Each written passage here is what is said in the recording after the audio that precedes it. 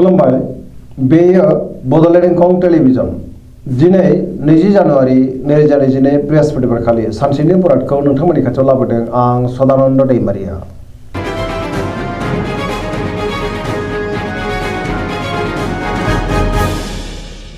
सिगां फरायनो लादों मेष राशि गिबि हांखो अ ल। दिनैनि साना मोजां आरो गाज्रिनि गेजेरजों बाबेनलांगोन। गोसोआव बेले बेजे साननाय फैगोन। गुबुननि थाखाय नाङा फाङा जेंनायाव गोग्लैनांनोबो हागौ। गोसोखौ दिनै जोबोर गुलुं गुजुं मोनगोन। मावनो लानाय खामानिखौ मावफुंनो गोब्राब जागोन। देहाया बारा मोजां थानाय नङा। देहायारि जेंनाजों मोगा मोगि जानो हागौ। रांखावरियाव मोजां नाथाय अब्लाबो खरसायाबो बांगोन। बेफार फालांगियाव मोजां होनजायो। समाजाव मान मोनगोन। न'खराव दिनै अनलायनाय फैगोन। फिसाज्ला एबा फिसाजोनिफ्राय हरखाबै गाज्रि खौरां फैनोबो हागौ। बहाबा दावबायहैनो खाबु मोनगोन। लाइमोनफ्रा जोबोर रमान्टिक जागोन। फरायसाफ्रा फरायनायाव गोसो दुंखांगोन आरो मोजां फिथाइ मोननोबो हागोन।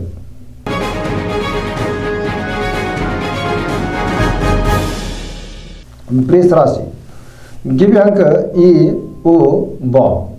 दिनैनि साना जोबोर मोजां। गुबुननि हेफाजाब मोननानै गोसोखौ दिनै जोबोर गोजोननाय मोनगोन। गोसोआव बोलो बांगोन। मावनो लानाय खामानिखौ थि समावनो मावफुंनोबो हागोन। समाजाव मान मोनगोन। रांखावरियाव दिनै जोबोर मोजां। आरजिनाय धोनखौ दोनथुमनो हागोन। बेफार फालांगियावबो मोजां मुलाम्फा मोननो हागोन। आयाबो बांगोन। बहाबा हान्थिनो खाबु मोनगोन आरो मोजाङैनो हान्थिनोबो हागोन। न'खराव दिनै बिसि फिसायनि गेजेराव अननानै फैगोन। देहाया मोजाङैनो थागोन।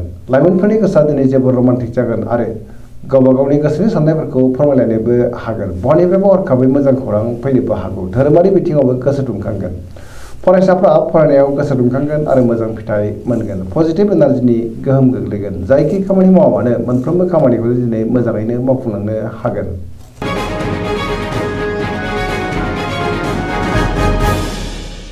मिथुन राशि गिबि हांखो ख स।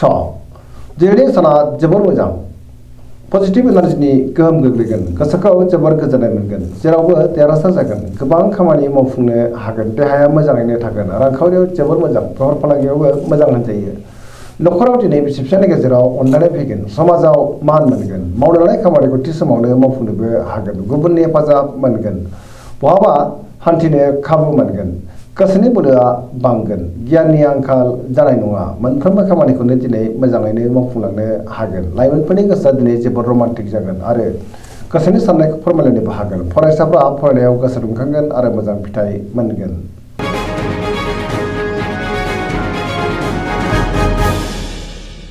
कर्कट राशि गिबि हांखो ड ड ह।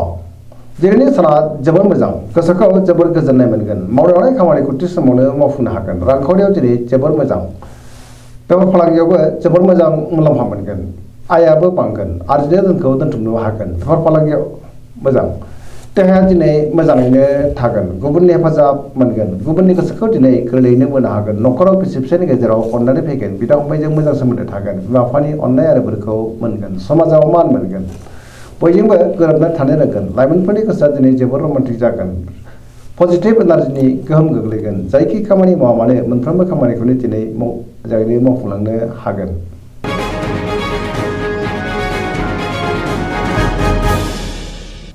सिंह राशि गिबि हांखो म थ।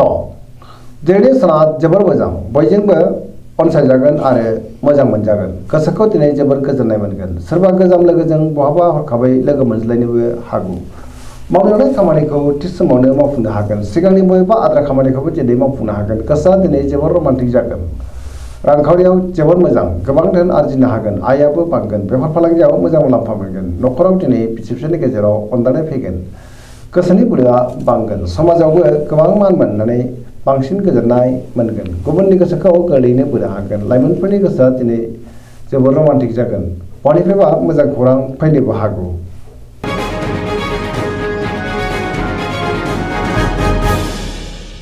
कन्या राशि गिबि हांखो प ट। दिनैनि साना जोबोर मोजां। गोसोआव गोग्गो आरो गोथों साननाय फैगोन। रांखावरियाव दिनै जोबोर मोजां। बेफार फालांगियाव मोजां मुलाम्फा मोनगोन। सोरबा गोदान लोगोजों बहाबा लोगो मोनज्लायनो हागौ। न'खराव दिनै अननानै फैगोन। फरायसाफ्राबो फरायनायाव गोसो दुंखांगोन आरो मोजां फिथाइ मोनगोन।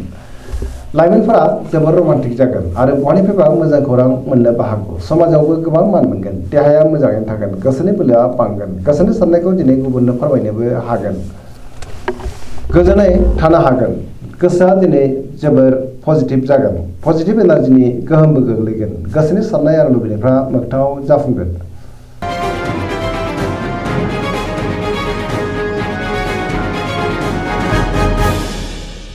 तुला राशि गिबि हांखो र ट दिनैनि साना जोबोर मोजां, बहाबा दावबायहैनो खाबु मोनगोन, गोसोखौ जोबोर गोजोननायबो मोनगोन, गोसोनि बोलोआ बांगोन, गोसोनि साननायखौ गुबुननो फोरमायनोबो हागोन, मावनो लानाय खामानिखौ थि समावनो मावफुंनो हागोन, देहाया दिनै मोजाङैनो थागोन।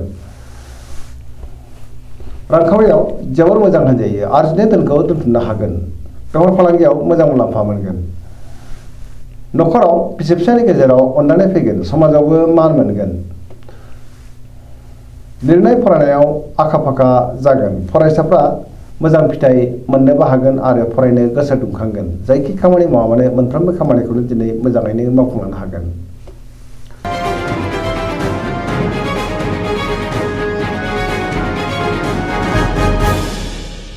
वृश्चिक राशि गिबि हांखो न स दिनैनि साना मोजां आरो गाज्रिनि गेजेरजों बाबेरलांगोन, गोसोनि बोलोआ अब्लाबो बांगोन, गोजोननि आंखाल जानाय नङा, फैबाय थानाय समा जोबोर मोजां होनजायो, लोगोफोरनि हेफाजाब मोनगोन, सोरबा लोगोजों बाख्नाय जानोबो हागौ, गोसोआव गोग्गो साननाय फैगोन, मावनो लानाय खामानिखौ मावफुंनो गोब्राब जागोन, गोसोनि बोलोआ बांगोन, समाजाव मान मोनगोन, न'खराव दिनै अननानै फैगोन, रांखावरियाव बारा मोजां नङा, नाङा फाङा खरसाया बांगोन, बेफार फालांगियावबो बारा मोजां नङा होनजायो, देहाया दिनै बारा मोजां थानाय नङा, गुबुननि थाखाय मोजां खामानि मावनानै होनो हागोन, फरायसाफ्रा फरायनायाव गोसो दुंखांगोन आरो मोजां फिथाइ मोनगोन, गोसोआ दिनै जोबोर रमान्टिक जागोन, पजिटिभ एनार्जिनि गोहोमबो गोग्लैगोन।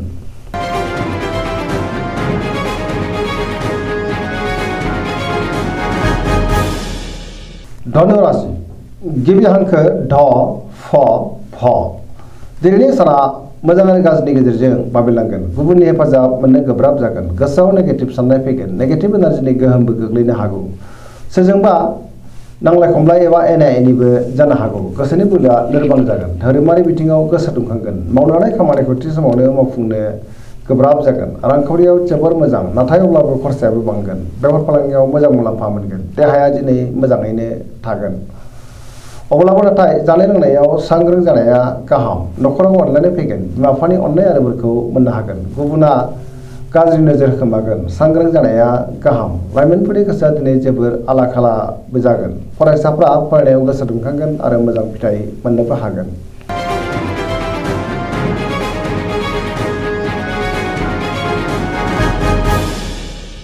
मकर राशि गिबि हांखो ख ज दिनैनि साना जोबोर मोजां, बयनिफ्रायबा मोजां खौरां फैनो हागौ, गोसोखौ दिनै जोबोर गोजोननाय मोनगोन, देहायाबो मोजाङैनो थागोन, गोसोनि साननाया जाफुंगोन, रांखावरियाव दिनै जोबोर मोजां, गोबां धोन आरजिनोबो हागोन, मोननो गोनां धोनखौबो मोननो हागोन, बेफार फालांगियावबो मोजां होनजायो,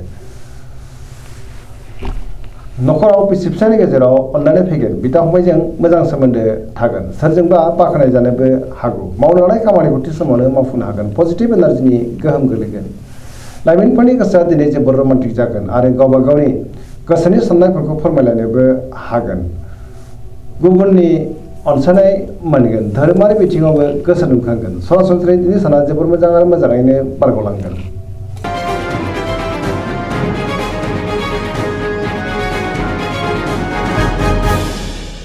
कुंभ राशि गिबि हांखो ग स स दिनैनि साना मोजां आरो गाज्रिनि गेजेरजों बाबेरलांगोन, गोसोनि बोलोआ लोरबां जागोन, सोरबाया थगायनो नाजागोन, गोसोखौ दिनै जोबोर उसुखुथु मोनगोन, मावनो लानाय खामानिखौ थि समावनो मावफुंनो हागोन, बहानिफ्रायबा हरखाबै गाज्रि खौरां फैनोबो हागौ, समाजाव मान मोनगोन, रांखावरियाव दिनै बारा मोजां नङा, नाङा फाङा खरसाया बांगोन, बेफार फालांगियावबो बारा मोजां नङा, देहाया दिनै मोजाङै थागोन, न'खराव दिनै बिसि फिसायनि गेजेराव अनलायनाय फैगोन, बिदा फंबायजों मोजां सोमोन्दो थागोन, गोसोनि साननायफोरा नाथाय अब्लाबो देबार नांगोन, सेंग्रा सिख्लाफोरनि गोसोआ दिनै जोबोर आला खाला जागोन, सोरनिफ्रायबा हरखाबै गाज्रि खौरां मोननोबो हागौ।